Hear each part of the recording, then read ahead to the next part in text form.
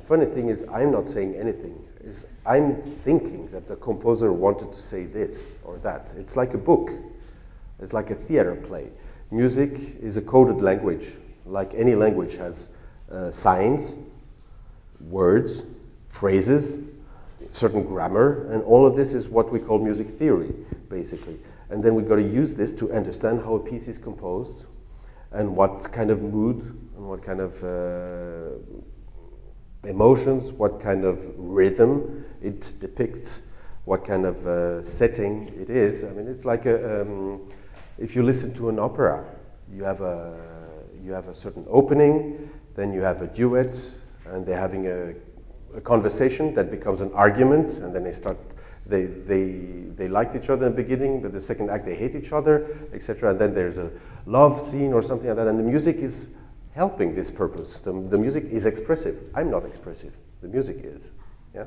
So it's not me putting something in the music. It's me trying to understand how the composer wrote this, what kind of sound Mozart had in mind with the instrument that he had at his disposal at his time, in his times. What kind of ideas Prokofiev had when he wrote this sonata. How did Sam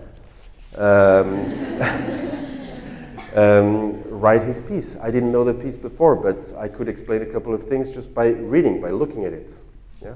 And if I can understand the way it's written, I can hand it over a way that people can understand what's happening, what development it is. This element, this one element, I'm saying blue and red, and now we're going to mix them, and that's going to be the pattern in this piece.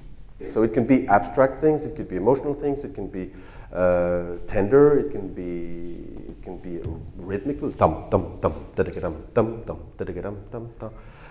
For instance, all these different elements are part of the musical expression. But again, I'm just trying to serve, in a way, what the composer has put in it.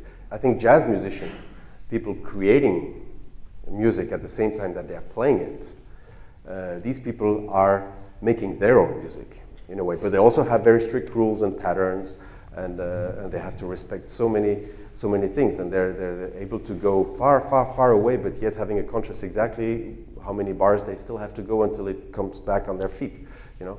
And it's very tough for us to start improvising when we have been only classically trained, because it's the kind of thing that most of these people have learned by doing when they were kids and growing in this environment. Of course, we can learn all of this. I mean, there's lots of great jazz teaching programs in this country in particular.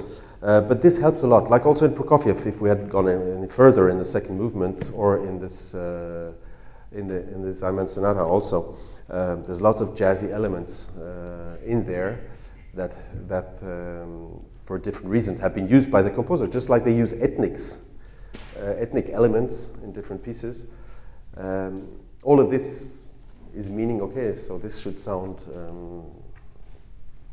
blues, jazz, this should sound very French, this should sound Japanese, or this should sound Korean, I don't know, but you know, there's a, depending on the piece and depending on the composers, there's lots of references in there that we have to find by reading and by investigating. Lots of people have written beautiful articles and theses about all these kind of things, all these pieces. All this information is accessible to us nowadays like never before. Our teachers are there to guide us to the right sources, and then we, out of all these sources, you know, this is what people think about this music, how they've been reflecting about this music. We got to integrate this information and make our own vision of that, our own selection of what are we going to use when and why, and how do we see this piece? What does it mean to us? How do we think that the composer has been meaning it? That's the key of interpretation.